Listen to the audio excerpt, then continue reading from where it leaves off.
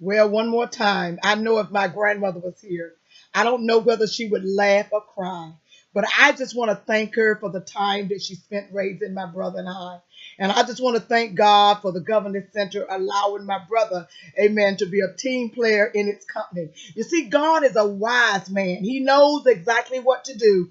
And why everybody is sitting around the church fighting about the microphones and who's going to speak the loudest and who's going to speak the longest and what title do you have and who's licensed you and what you're going to do. God has allowed me to step back and not be so concerned about titles in the pulpit or in the church, but to be concerned about humanity. And I tell you, when God called me and said, I want you to walk away from what you're familiar with and answer the call to business through the Governance Center, little did I know that God was preparing to save my brother.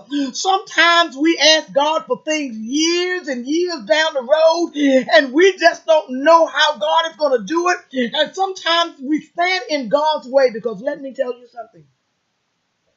I have watched my brother go in and out of prison, in and out of prison. And every time he went in prison, every time he came out of prison, I cried, God, when are you going to save my brother?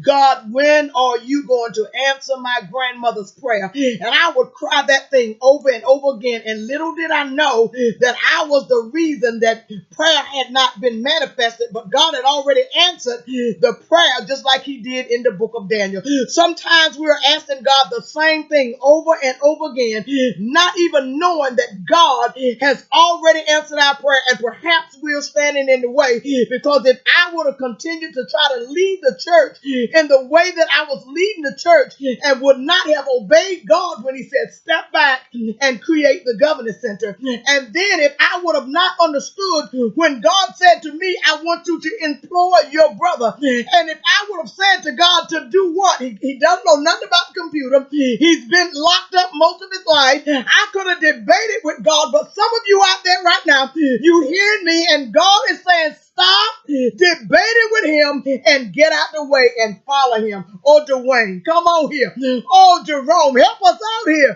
We say, lead me, guide me along the way. Well, let me just tell you, Lord, if you lead me, I will not stray. Sometimes God is really trying to lead us, but we are in the way. Lord, I just want to stop right here. Thank God for me finally coming to a place where I can answer the call to the Governance Center. I can implore my brother and sit back and watch the power of God. When that boy took that mic tonight, man, he set the place on fire. And I said, you talking about a preacher, although he doesn't call himself a preacher. But let me tell you something, God is still concerned about humanity, and he's still waiting on preachers to get out of his way. Boy, I'm going to be back one more time tonight, and I'm going to be done. But don't you ever forget that if you've asked God anything, he's already answered you. You just may not have seen the answer yet. But trust and believe me, God is a prayer answering God. I'll talk to you later.